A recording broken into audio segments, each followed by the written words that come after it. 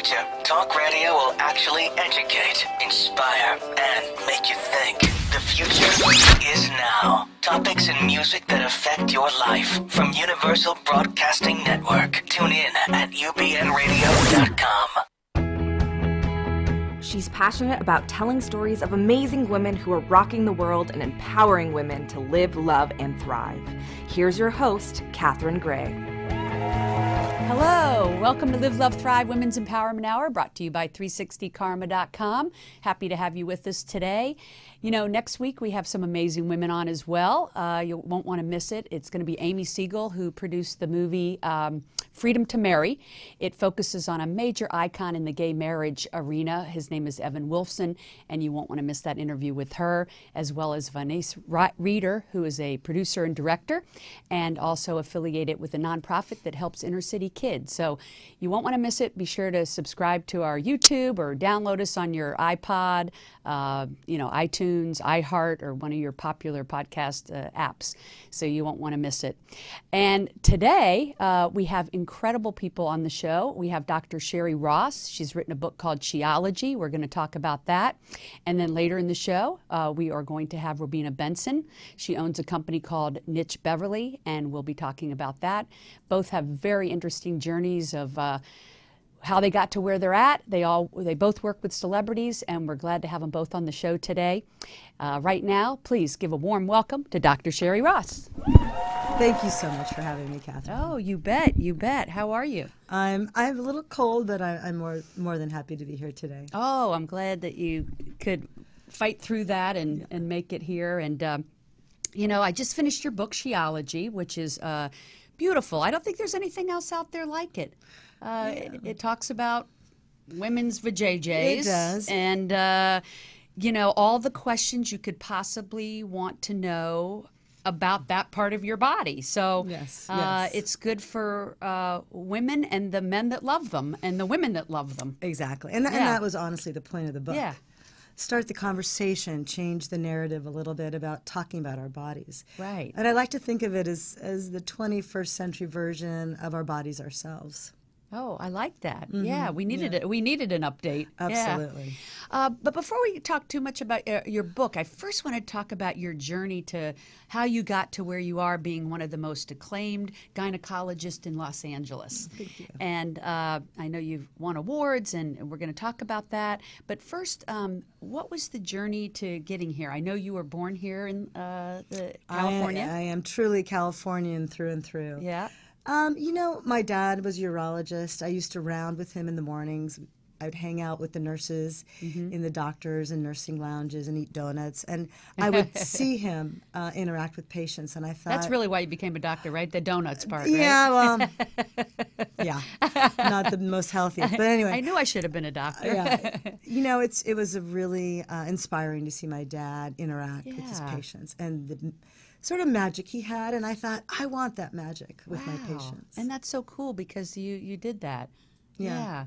I mean, I've heard that from your clients that I know, your patients. Yeah. They have said that, and it's very apparent in your book what they write. Nice. Yeah. And when I say what they write, you have various celebrity clients that you feature in the book, and it's interesting to hear their perspectives. And Sheology was truly inspired by my patients, and I kept hearing the same questions, comments, and those delicate conversations. Yeah. And I thought to myself, this has to be for the viewers. This has to be put out there so women could see it, could learn from it, could really change how they look at their bodies, and especially their vaginas. I mean, the vagina is a metaphor, really. Yeah. So my celebrity patients, I thought it'd be also interesting to put them into key chapters where they would be very relatable, just like you and I. Right. So Brooke Shields is introducing the Mama Veen, talks about her experience with postpartum depression. Right. You could understand that. Now, it was you said it was Brooke Shields, right? And yes. wasn't that real controversial thing with Tom Cruise and the Scientology and him having this meltdown about she shouldn't have postpartum depression, and you got to weigh in on that, Sherry. Well, Dr. Cruise, I'd like to see his credentials. It's such a personal issue. It and is, for anyone to comment on it, I just find it just unnecessary. And it's postpartum depression is such a personal, grind and tragedy and pain. Yeah. So for all women who've gone through it, I think what Brooke did, she just normalized it. And now more and more women are talking about it, which is really the hope of the book in general. Yes. Isn't that interesting when something like blows up like that and it's such a catastrophe and you think poor Brooke and everything, that actually something good came out of it? You're so right. It did normalize the conversation. I think it made people feel like, oh my gosh, and this is the celebrity factor, is like, oh my gosh, if Brooke Shields could have postpartum depression, then I shouldn't feel so bad that I do. And, That's exactly. And I love how she wrote beautifully about it in the book and how, she celebrated working with you and how you made it so much better and for her to, deal with it and actually how to not have it in the second pregnancy. It was an interesting story. So everybody should. And that was the messaging that is sort of the thread throughout She-ology, was that, celebrities bring the eyes to the book, but in truth, they're just like you and I. Absolutely. And it and is. So are their vaginas. Yeah. You would know. Interestingly, though, it is that celebrity factor that helps bring attention to things. So in that way, I think it's very smart that you were able to utilize your celebrity clients in your book and tell some of their stories, and that they loved you and trusted you enough that they shared their stories in your book. I think that says a lot for you. Yeah. Well, I'm so fortunate and grateful, and they trusted me, and I think it's the messaging of women's health care is so important, especially now. Especially right? now. And so if Sheology can help with this sort of vagina revolution, as I like to call it, and change the status quo, because it's broken. The system's broken. It is. And how women are treated or not treated, or how their concerns are not addressed in a compassionate way just needs to change. Absolutely. I want to talk about your path to getting to be this famous doctor, because it was an interesting journey. You weren't able to get into the med school here in the U.S., and you ended up, and you said this was one of your biggest pivotal moments that in your life, was that you knew you were determined to be a doctor. You knew that's what you wanted in every fiber. No. Yeah, you don't take no. I don't take no. Yeah. Me neither. No way, sister. So you end up going to medical school in Israel. I did. But it ended up being a blessing in disguise, because you said you got a better education there than you perhaps could have gotten here. I did. Yeah. I went to UC Santa Barbara. I had a great time. I was a B student, which I thought was pretty good. I was in my sorority, a DG. I was a president. I felt like I got a really great, well-rounded college experience. But when I applied to medical school, it just, I couldn't get into the United States. So New York, NYU had a program called Sackler School of Medicine. My brother was there at the time. And I went for it. I knew it was a journey. And I was taught by the heads of each department, whether it was cardiology or OBGYN. And then I transferred after 2 years because I wanted to be closer to my parents and get closer to California. But I had a fantastic education, and those of us that trained at Sackler found medical school and residency very easy here in the United States. So when you came back, you realized you were kind of 3 steps ahead of people who had actually studied here in the U.S. It was working. It worked very well. Yeah. Very well prepared. It's funny, the universe often knows better than we do, huh? So, a huge believer in fate. Yeah. All the way. Me too. Me too. I do think we create our fate because, for instance, you had that opportunity to go to Israel, and this is where we create it, and you took it. Right. Where someone might have said, nope, I didn't get in the U.S., I'm just going to do something else instead of doing what your heart's desire was. And in that way, I think we do create our fate.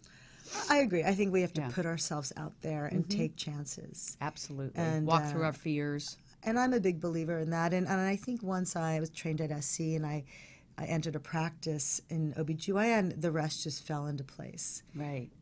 Now, the other obstacle that you said that it was big in your life, and I always say we all have them. it's like pick one. You know, we Right. all have challenges. Was that after you went to Israel and ended up coming back here, getting married and having kids and everything, you came to the realization that, you know, Miss Perfect, according to your parents, right, in their eyes, Right. or as you felt, was gay. And the interesting thing is, obviously, nothing wrong with being gay, but at that time, you felt like they weren't going to think that you were the perfect child once right. you Yeah. came out to them. But obviously, they're very supportive, and you've come to find out they've embraced that, right? Right, right. And, But initially, how was their response? well, it's true. First of all, my brother's gay. He was, you know, wearing the tutu at age 3, so he was clearly gay. You know, I grew up in Palos Verdes. I did. You never wore tutu, did you? I never did. I was the tomboy. That's what I thought. Right. So I was that child that sort of did it all right. And I, you know, the truth of it was my sexuality was very fluid. And it wasn't so clear to me. I did get married to a man, and when I was in medical school, I met the father of my sons, and I'm grateful for him for that reason. You have 3 beautiful sons. I do. Young men, very blessed. And, you know, it wasn't the perfect marriage at all. I started to really think about myself and my past and what I wanted, and I had not found my soulmate. And with time, I mean, I've truly found her now, and I'm living a gay life, and I'm embracing it. And she's amazing too, Peggy. Peggy is amazing.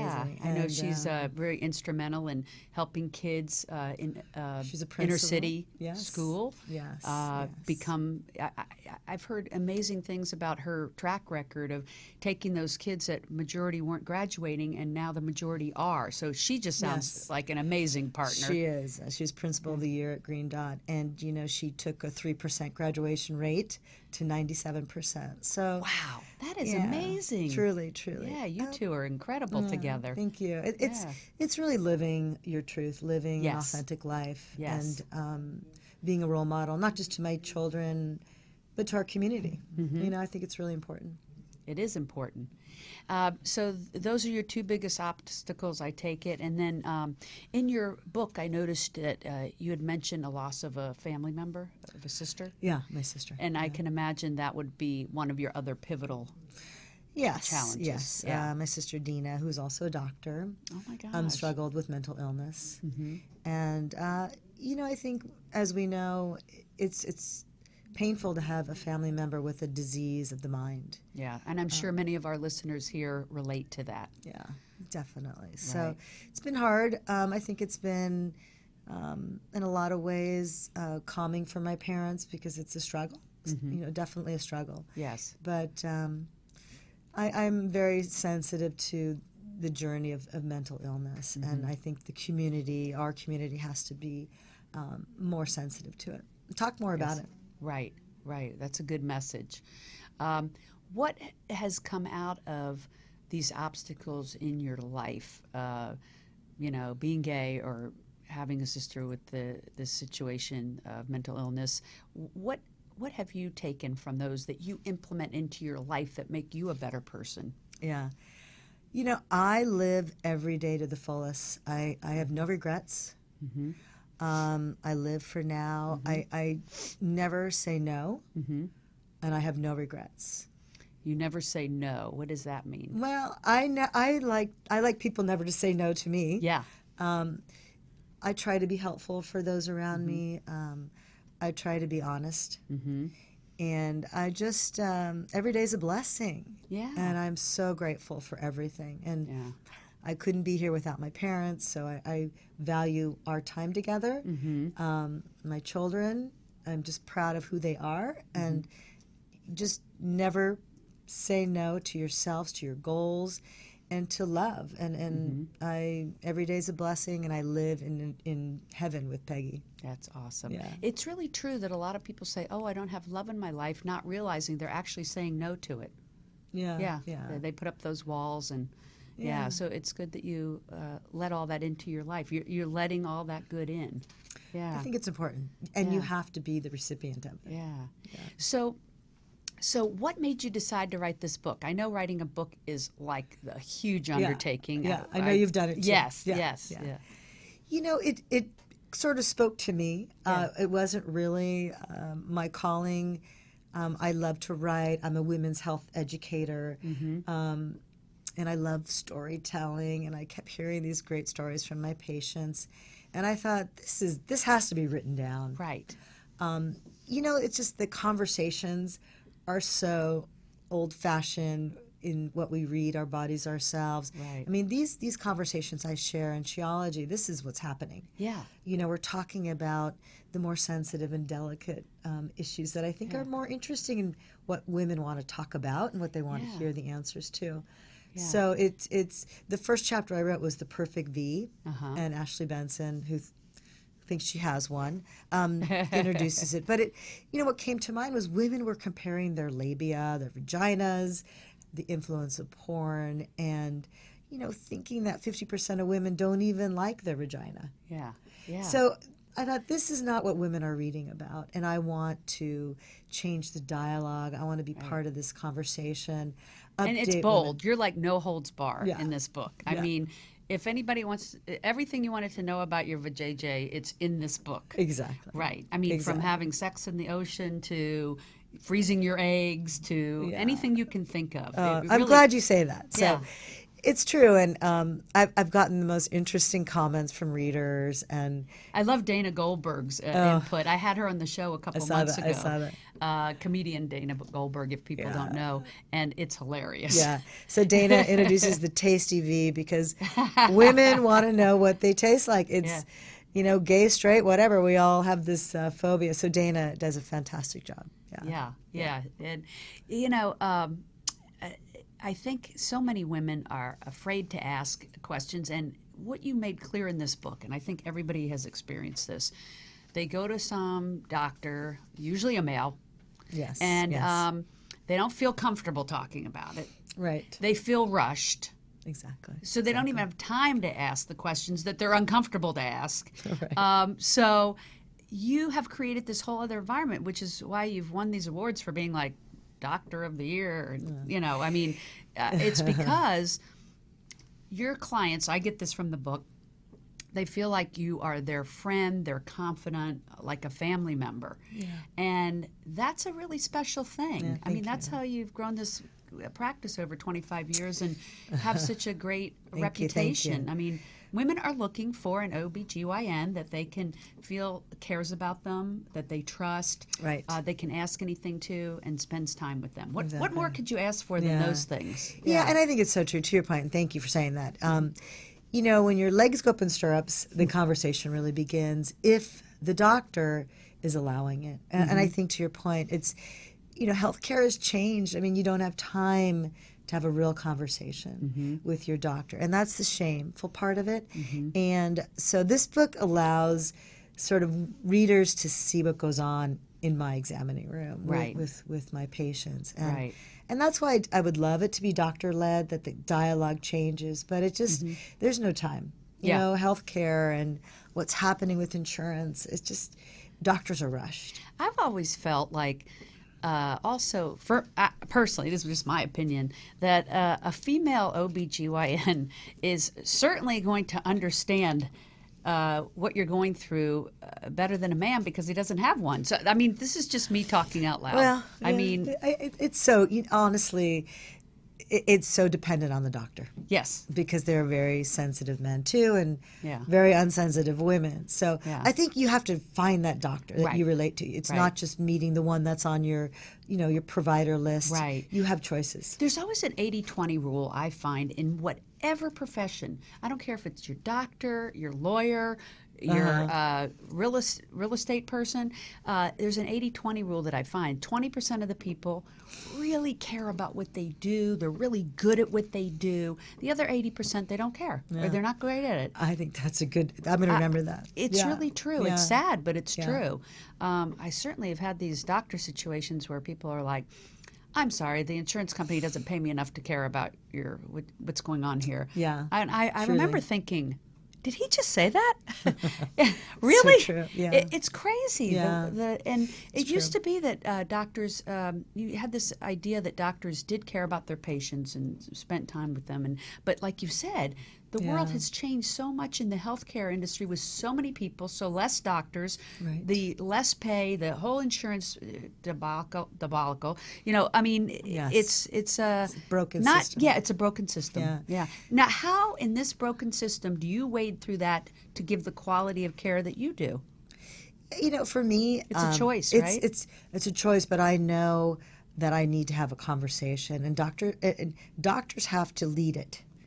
You know, we can't just be very pointed at how's your period, any problems. Okay, good. No, scooch down. It's a lot more, you know, what's happening in your love life, what's happening at home, how are your kids. You know, I would think this would make it much more fun for you, too. listen, I love what I do. I love what I do. And the book is really a vehicle to change the narrative on how we talk about our health, our bodies, our vaginas, and create a revolution. And that's why the vagina revolution is something I really want to lead. Now, She-ology, your book, can be found online at Amazon. It's on Amazon, But it's yes. also in bookstores. I noticed it was at Yes. Barnes & Noble. Yes, yes. I'm impressed. Yeah, listen, this book is going to help. It's a roadmap for women and men, honestly, and it's for any age group. And I think it's fun, informative, and it's challenging. It makes you think about yourself. And if 50% of women never talk about their vagina to anyone, not even their doctor, this book will give you some good tools that will make you want to start talking about it. Yeah, comfort zone. Definitely. Yeah, no, honestly, we bought several. We gave them to several friends. Thank you. And Thank I you. think it's something that you can get and give to your mother, your daughter, your Definitely, yeah. aunt, your cousin, your friends. Yes. Truly, we should all be buying Sheology and appreciate passing that. it Yeah, I around, think not just so. to promote your book, but just because I think, you know, you're onto something here, and it's a movement. I know you mentioned, you know, a couple weeks ago, Eve Ensler spoke at the Evening with Women. She, of course, was the creator of the Vagina Monologues. And I don't think anything's been out there since then that, you know, has the conversation going. And in this moment of women's empowerment, let's face it, we have a revolution going on. This is the perfect time to have this dialogue. I could totally agree. And Eve has been an inspiration to me, and she started it. Yeah. And I want to not only start it, I want to finish it. Yeah, I love it. Yeah. Love it. Or keep it growing. Keep it going. Yeah. Keep it going, definitely. So people can find you at drsherry.com. Yes, right? drsherry.com. I'm on Facebook at Dr. Sherry and on Instagram. So I'm happy to answer questions. People ask me questions all the time on my website. I love that. So- How do you have the time? You actually speak to your patients and you That's answer right. your social media. I try. Is there I four try. of you? I Or? try. I work late when I get a cold. No, I love it. I think it's. Yeah. I feel like I'm doing something important. Yeah, you and are. helpful You for are. women. Yeah. Yeah. And I know one of the things that you love about what you do is bringing life into the world. So you help It's a gift, yeah. women have Yeah. their children, you deliver the children. That's got to be one of the best feelings in the world. And you've described that in the book that it is. It is. Yeah. It is. And I still say it. Still brings a tear to my eye when I see, you know, two people that love each other, and there's a sort of a new baby in their world. It's beautiful. There's nothing like it. It's magical. Yeah. I won't even ask if you see two people that don't love each other having them. That's a whole nother Oprah. It happens. Trust me, it happens. Yeah. Unfortunately, Yeah. yeah. But also, there's new families now. Yeah. Single women having babies on their own. Yeah. You know, new creations of family. Yeah.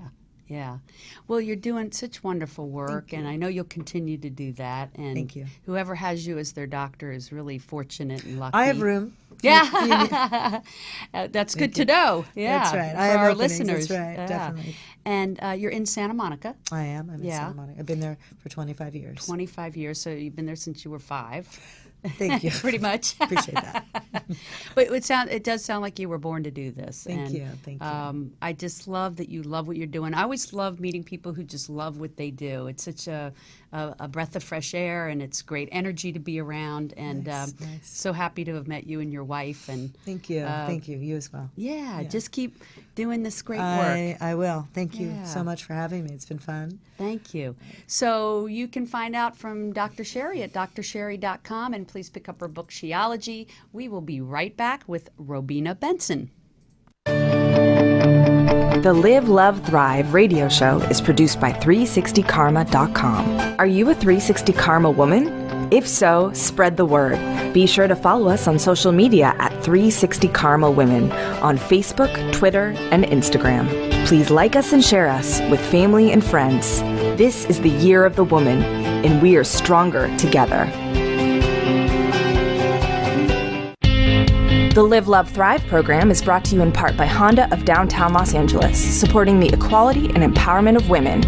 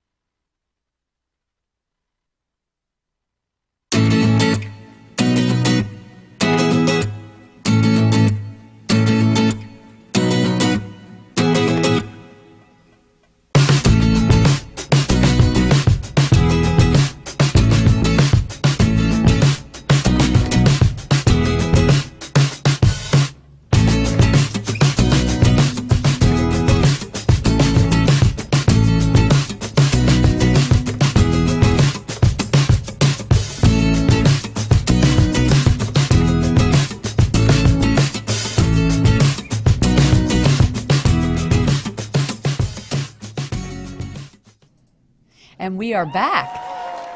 We're back with Robina Benson. Hi, Robina. How are you? Hello. I'm very happy to be here. Oh, I'm happy to have you here. Thank you. Wow, what an interesting life journey you've had to where you are. You, of course, have this amazing store in Beverly Hills called Niche Beverly. That's and we're going to talk about, what was your path to how you got to the U.S. and started this amazing business with your celebrity clientele and just the wonderful, and creative business that you're in. Yeah, thank you so much. Yeah. Yes. It's been quite a ride, I must say. It has been a very exhilarating, fun, it's been a ride. Yeah, any of us that's an entrepreneur, we know it's always a lot of challenges to getting to that success. Absolutely. And interestingly, you had told me, you shared with me that you were born in Iran. Yes, I was. And then at 11, was it 11? 13. 13, moved to Canada. Yeah. And we had a little discussion about what an incredible change of cultures you experienced. I mean, wow. Yes. I mean, to be born into the Iranian culture and then uprooted over. Now, you did travel a lot. A lot. So to Dubai and China Singapore and India. So yeah. Yes, my whole childhood, I spent traveling.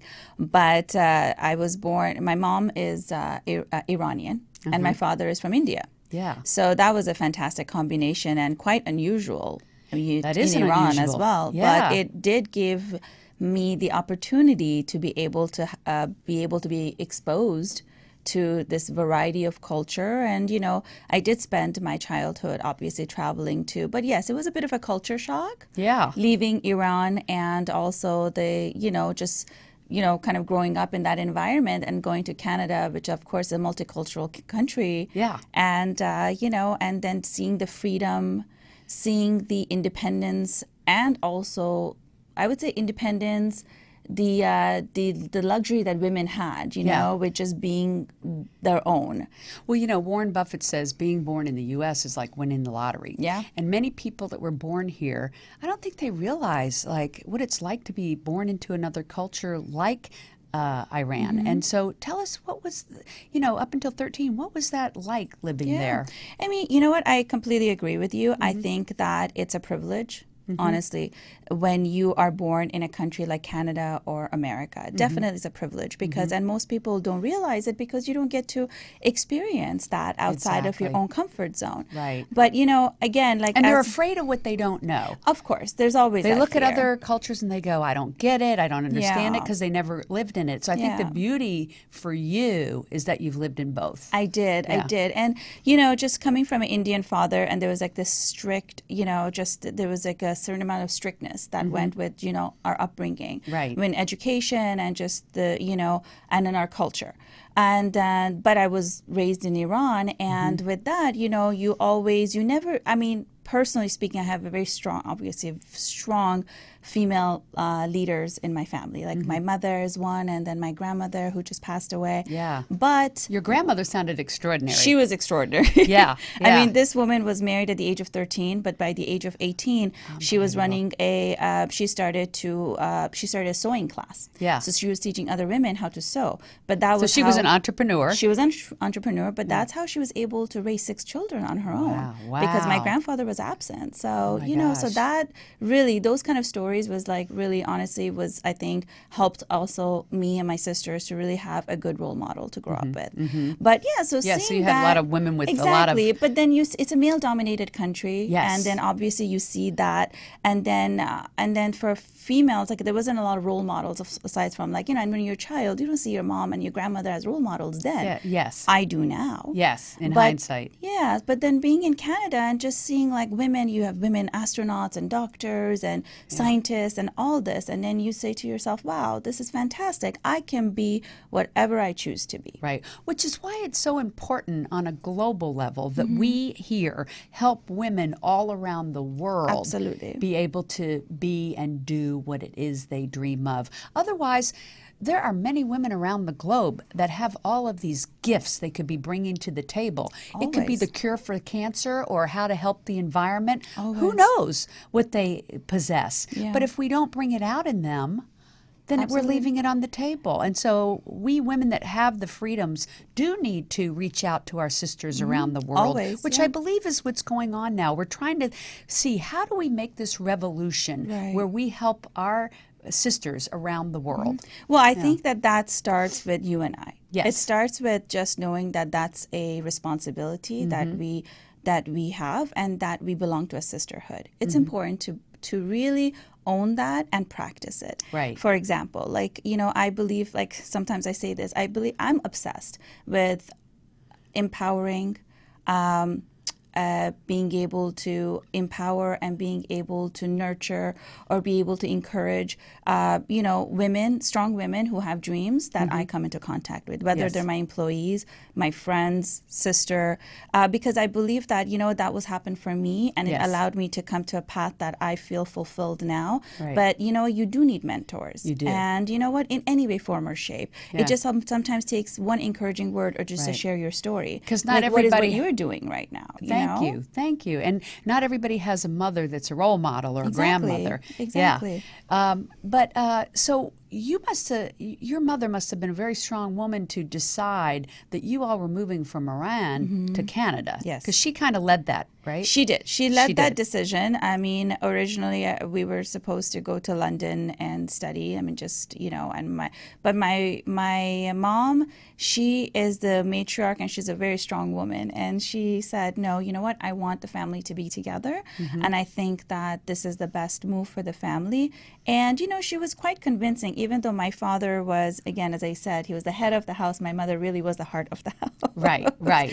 And also, That's yeah. usually the way it is with the mothers. Yes, of Yeah. course.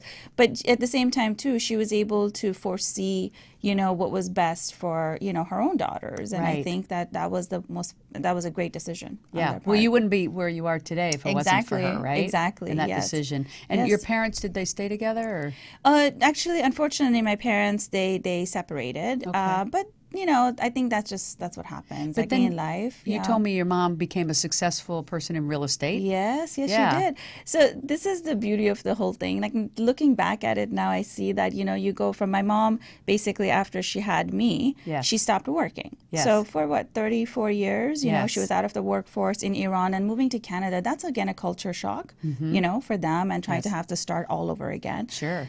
But when unfortunately things didn't work out with my father, she decided, she had a choice. She could either sit here and just, kind of maybe, just kind of, go through all the feelings that comes with, like all the sadness, depression, or, loss, or sometimes, you're unclear what your next step should be. Right. But she decided, I'm going to battle this with action. So she ended up studying real estate, and now she's a very successful real estate agent in Toronto. That's very cool. Yeah. And you had shared with me, and many women shared this story, is that you saw her, kind of give up her hopes and dreams for like 30 years or whatever, and I think a lot of times it impacts people to say, that's not going to be me, right? Yeah. Yeah. It's funny because I think with age and experience, you also become obviously a lot more wiser. I would say that maybe at the time I saw wanting to be, not saying, I don't want to be like, a mother and have children. I want to have a career. But now that I'm a mother, I look back and I said, no, those were all strengths. That's what created us and what created this future, or what I have right now. But you're doing both. Yeah, I'm doing both. And that's the beauty. You can do both. Yeah, and funny thing is, like, she's the one who encourages me all the time that, you can do both, and you just have to be realistic about it. Right. Very realistic. Well, I think it's really interesting how you got into this business. You have an outdoor furniture company in Beverly Hills. Yes, called I do. Niche Beverly. Yes. Awesome furniture that's from actually a woman designer in Italy who's very famous, right? Yes. And we're going to talk about how you ended up being the exclusive rep here in LA for that. Yes. It took a lot of persistence and chutzpah and vision. A lot. Because originally you came to Los Angeles wanting to be an actress. Well, yes. Yeah. So I've always been the patron of arts, I would say, like fashion, art, film. So any form of art was just something that I was passionate towards. And my uncle, who has been a great role model as well for me too, a long time ago told me, whatever you do in life, make sure you're passionate about it. Right. And make sure you really love it, because because success doesn't come with just how much money you make. Success comes with like real fulfillment at the end of the day. And what's better than making money at what you really love? Yes. I mean, what gets better than that? Of course. And helping people in some capacity. Yeah. I mean, for you, it was that you had shared with me, people, had these beautiful homes here in Beverly Hills, Bel Air, whatever. And then they would put like nondescript furniture out on their pool outside. And patio, and you saw that need for something more elegant. I did. Well, that's exactly what happened. So it's just like coming down here, first of all, just loving Los Angeles and loving the arts and just loving, as I said, when you love beautiful things, you say, okay, you know what? This is great. And I was invited by a friend of mine to a show in Milan. It's a design show. And that's where I met this amazing designer. Yeah, and I love this story. You're kind of floating here in Los Angeles thinking, what next? Well, the funny thing is, as I said, just trying to figure out myself. I was keen on just making sure, what is it that I want to do? And what I think is interesting about this story, like we talked about with Dr. Sherry, is that the universe knocks on your door and you answer or you don't. And this person said, hey, come with me to Milan to this show. You had no intention of what would happen there or anything. Not at all. Really nothing. And you said yes. You go to the show, and let's tell everybody what happened. So I go to the show, and then I meet this fabulous designer. Her name is Paola Lenti, and then she had this gorgeous collection of furniture that was all handmade, colorful, vibrant, just like, you looked at it and you would just dream of like vacationing in Capri. Right. And I looked at it, and I think that's where it's very important. I'm sure that you hear this all the time. Trusting your intuition is key. Yes. I looked at this brand and I said, you know what? This juices me. I want to take this to Los Angeles, and I want to be able to nurture it and be able to expose it to my market. And it was risky, to be honest with you, because Paola Lenti is huge today. But at the time too, just, I opened my showroom in 2009. That was right in recession. So try to take that kind of a risk. And people told you not to do it. Not to do it. Timing Everybody was was like, what are you doing? But then to open up a showroom in 2009, but to be able to take a brand like hers, but because it was handmade and so beautifully done, but it was of high quality, the price point was a lot for outdoor furniture. Right. You're looking at, like the same amount you'd spend on a very high-end sofa for your interior. But here you were in a Beverly Hills and Bel Air, this I upscale was, market. but it was in a recession, Yes. and I mean, but I thought, but also the whole idea of outdoor luxury, Yes. like luxury furniture was really, it was not something that was accepted yet. Don't you think that high-end areas like Beverly Hills are less hurt by the recession? That's exactly what was my thought. And I said to them, you know what, my client is different, so I'm going to focus on my client. And what I wanted to do, I was able to bring, of course, this brand here, this artist here, and, just show it in a very avant-garde way through like different events. And I just invited collectors and architects, designers, clients.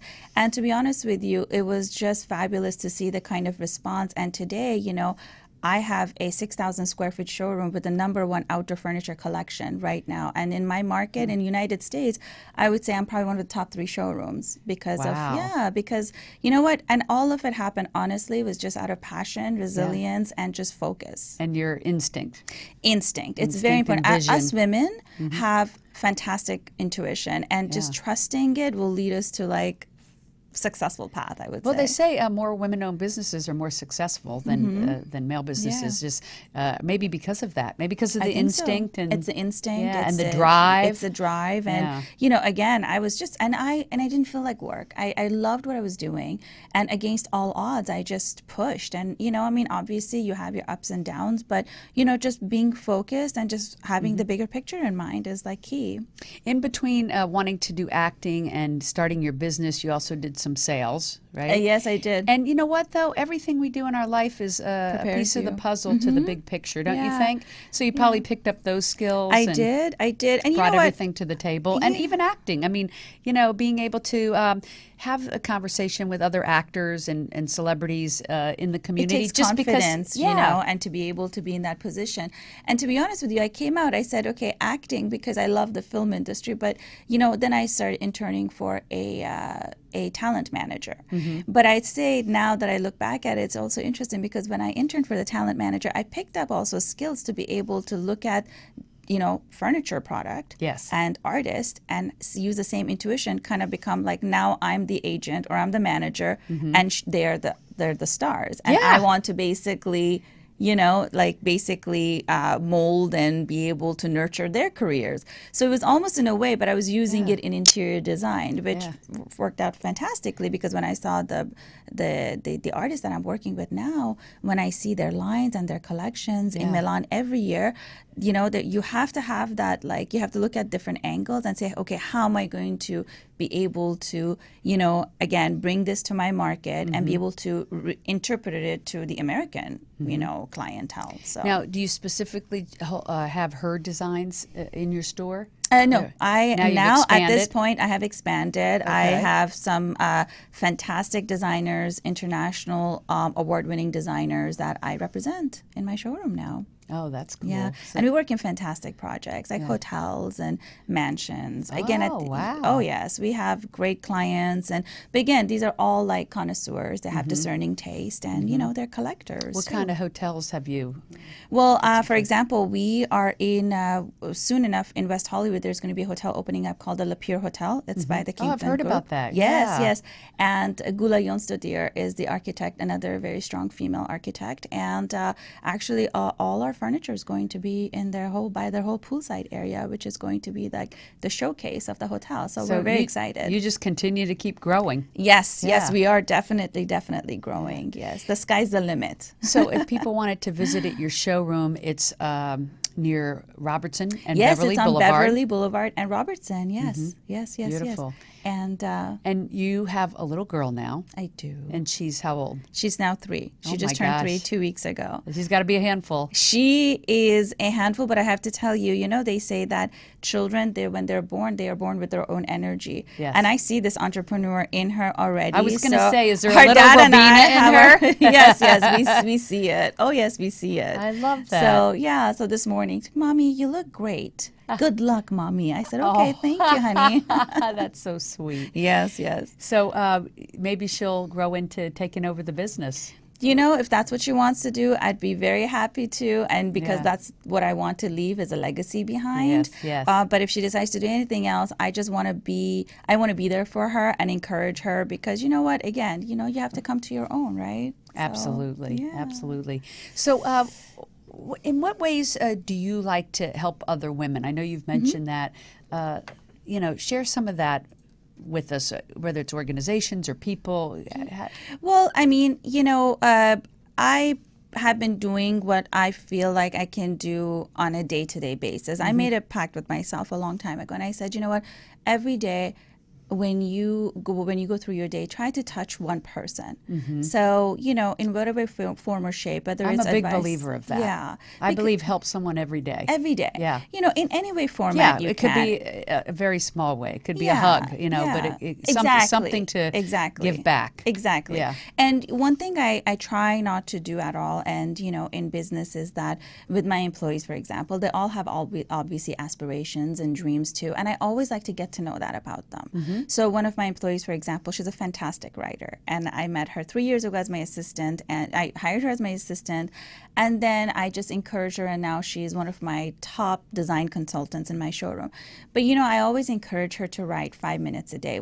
I try to encourage her to do some writing for us, because I say, don't give up on your dream. Because yes, of course, as much as I love you, because you're one of the top producing people in my showroom, I want you to never let go of what makes you passionate. Right. So if it does, do it. Don't you find if people are feeding that hobby passion, that it also makes them better at what they're doing for a living? Because I think so, the yeah. happier they are, Yeah. the better person they bring to the table. Absolutely. I know I have friends that do one thing, but they write over here on the side that makes them Yeah. happy, and then the two makes both areas of their life successful. Yes. Yeah. Well, and I think the important thing also is that I say that if I have just the slightest hand in allowing somebody, or just helping them or encouraging them in their path, then you know what, that karma just comes back for my daughter. Absolutely. That's 360 karma, 360 baby. karma, right? And Yeah. why not? I mean, Yeah. it's a big pie out there, and everybody can have a slice of it in any way form you like. So Yes. I just really believe in that giving and sharing is just key. What I teach my daughter, sharing is caring. No, that's so true. It sounds like a cliche, but it's actually so true. Yeah. And that's what I love about the women that I have on my show. These successful women like yourself are always the ones that are giving back and paying it forward, because they Right. understand that is what it's about. And Yeah. Absolutely. Yeah. And it makes you more fulfilled at the end of the day, knowing that you are doing your job, you're doing your work, you're answering your calling, because we're all here. And as much as it's nice to think that, okay, you're here to just make as much money or travel the world, you have to always connect back to your humanity, and that's the most important thing, especially in today's day and age. Absolutely. And I think in the arts too, one great thing that I love about the industry I'm in is that it doesn't discriminate. In the arts, we Right. don't discriminate. Right. And that's the beauty of it. That is the beauty of it. That's what I love about Los Angeles. Yeah. So diverse. So I know our listeners would love to know some of the amazing celebrities that have your furniture. I read Sure. your bio, and I understand Ellen DeGeneres has bought your furniture, Yes, and she is Selma fantastic. Hayek. Yes, fantastic. I worked with Selma Hayek. I worked with Gwen Stefani.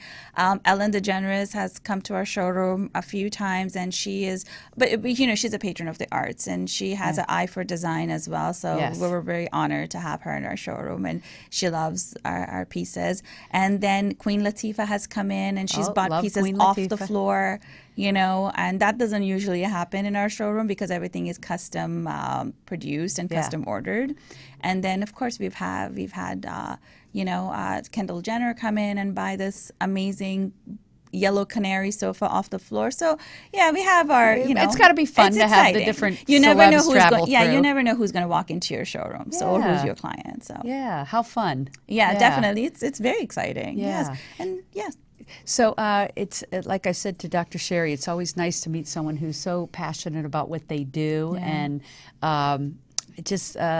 I look forward to having people come see your beautiful furniture. Thank There's you. nothing like. Also, I love that you started with a female designer, which was unusual in Italy. She was like one of the only outdoor furniture. I would say, well, she's an artist in general. I mean, this woman, what she creates, no one can touch. And this is what's like, she's an innovator, first of all. But I think it's her strength and her vision. And she really is one of those headstrong, very talented female designers that I don't think anybody is parallel to, like anybody can come close to. Wow. Really. Yeah, I mean, I would love to, show you around when you're in the neighborhood. Please come by. You would love the Absolutely, collections. yeah. Anybody that loves and appreciates art will love and appreciate your furniture. And I treat my furniture like art. There's always a story I think it to is. it. I think It's furniture art is for like your art. home. Absolutely. Right. Yeah. And but everything that we have, all the lines that I have curated till now, I make sure that there's a story to it. So you're not just selling a table or a chair. Yeah.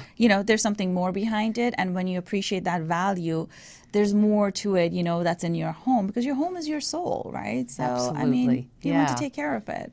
And I just love your passion, and Thank I love that you. you love what you're doing, and I love that you brought this incredible product to Los Angeles. Thank you. Yes, So, of course. Hope Thank your you. business keeps booming and growing, Oh, and you're so wish sweet. you all the best with it. And we'll be visiting Niche Beverly. Thank you. I'm Yeah. very humbled by this. Thank you. Thank you you. so much. It's been a pleasure. All right. Well, have a beautiful day. And you guys at home, thanks for tuning in. We will see you next week.